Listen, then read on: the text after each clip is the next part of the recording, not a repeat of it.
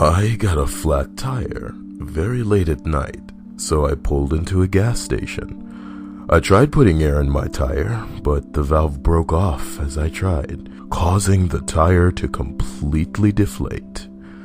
I was standing outside my car talking to AAA when a large, older black man approached me. He disregarded the fact that I was on the telephone and asked if I needed help.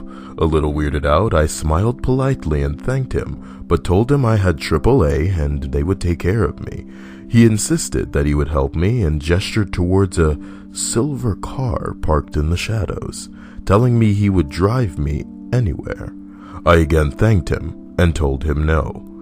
He then said he was there to buy a soda and asked if I wanted anything. At this point I was getting fed up and a little scared, so firmly I told him he needed to go buy a soda and I was getting into my car now. He walked off, I locked myself in my car, and the dispatcher at AAA, who had been on the phone for the entire conversation, asked if I wanted her to call the police. I told her no. It was fine. I didn't want to come off as a racist. God, I was an idiot. I've since learned the difference between racism and looking out for your personal well-being. Well, the woman from AAA said, you might not think you're in any danger, but I'm concerned, so I'm bumping you to the top of the list. We hung up, and I sat in the car, bored. Must have been before, smartphone apps. At this point, I noticed my new friend had come out of the store and was standing about 20 feet from my car, staring at me. I thought this was very bizarre, and I started feeling a little nervous. I made sure my doors were safely locked. Over the next 20 minutes or so, I would take sidelong glances in his direction to see if he was still there. Eventually, he disappeared, and I heaved a sigh of relief. Then suddenly, I saw him again. He stepped back inside the store and was crouching behind a window cling, staring directly at me. This was too much. Racism or no, I was fucking freaked out. I called 911. 911, what is your emergency? I explained the situation and that I was scared. Okay, I'll dispatch an officer to you immediately. Oh no, that won't be necessary. I don't want to waste anyone's time. Could you please just stay on the phone with me until the truck gets here? That way if he approaches me again, I can show him I'm on the phone with the police. Alright, sweetheart, can you tell me exactly where you are?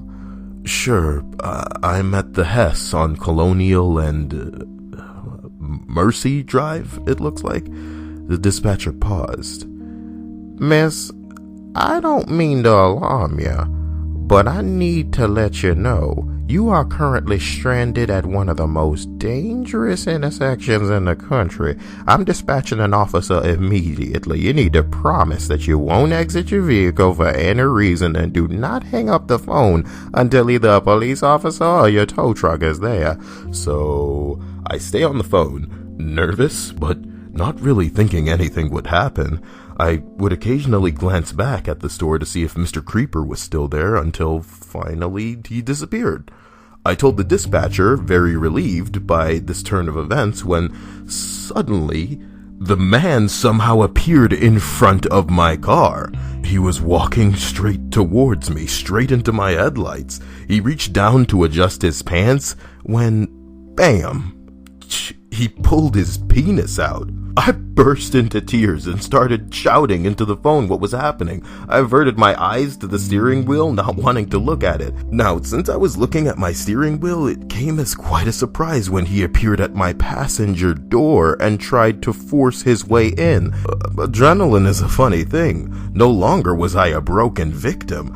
I was pissed. I started screaming all sorts of obscenities at him. I told him I was on the phone with the fucking police and that they were gonna put his ass in jail. I called him a bastard, a son of a bitch, a cunt. The poor 911 dispatcher must have thought I opened the door to scream at him, so she in turn was screaming at me to shut the door and wait for the cops. After maybe 3 minutes of screaming at him, he seemed to realize I wasn't responding favorably to his attempts at wooing the gentle lady that I am. He strolled towards some gas pumps about 10 feet away and stayed there. Several minutes after that, the tow truck rolls in. A gentleman got out of the truck and started heading my way. He noticed I wasn't getting out of my car to greet him, so he pointed at his hat, which proudly stated AAA. He got right up to my car door, and I shook my head violently, refusing to get out. I cracked the door open, and his face changed. He saw that I had tears running down my cheeks and mascara smeared under my eyes. I explained quickly what happened, nodding towards the man calmly standing by the gas pumps. He had put his dick away at this point. I saw the tow truck driver's face harden. Did that motherfucker hit you? He thought the smeared mascara was in fact a set of black eyes. I shook my head no. Lock your doors and tell the police to get their fucking asses here now. I'm gonna make sure this shithead doesn't leave.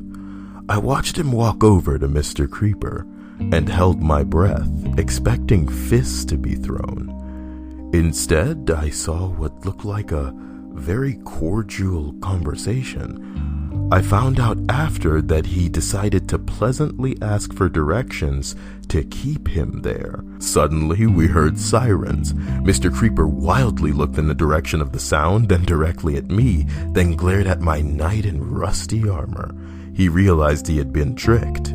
The police showed up, he was handcuffed, and I had to write the mother of all witness statements.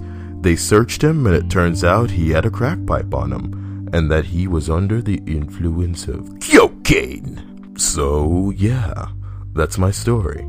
It wasn't pleasant, but I'm glad it happened to me, and I was able to get him arrested. I shudder to think what would have happened to some other poor girl if he had gone free. I was driving home through back roads I had never been on and came across a bookstore in a tiny town in the woods. The bookstore was actually a house where the front of the home had been converted into a store. There was a box on the porch that said 50-cent books, so I stopped to see if there were any Stephen King books in there. Middle-aged woman comes out with a huge smile and gives me a bowl of fruit and some tea. I'm like, this place is awesome. And rifle through the books while eating the fruit and downing the tea. Inside the store/home, there were a lot of cool art books and stuff, so I spent some more time in there. She brought me more tea, even when I said, no thank you, that's plenty. She kept refilling, gave me dessert too, brownies and cookies. I didn't realize it at the time, but she was drugging me.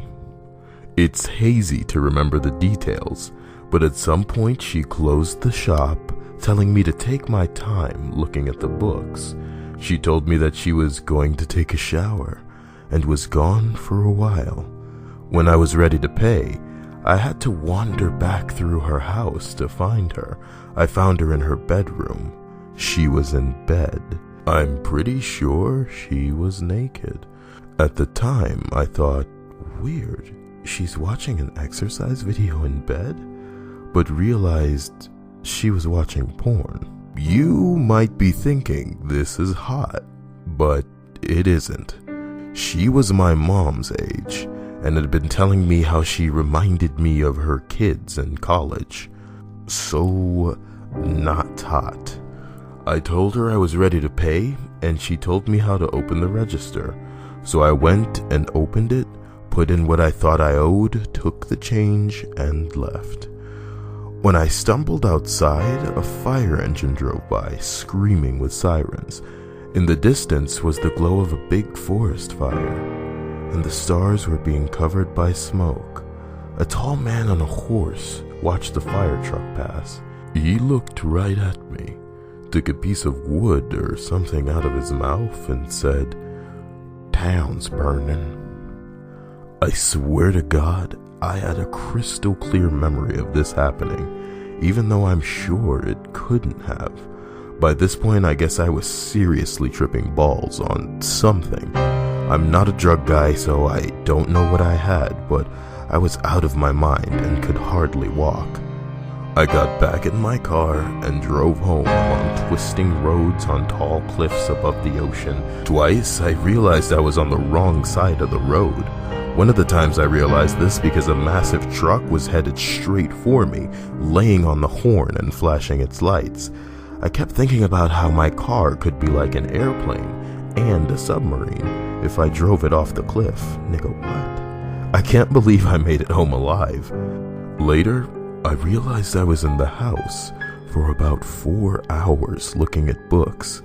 At least I hope that's what the hell I was doing.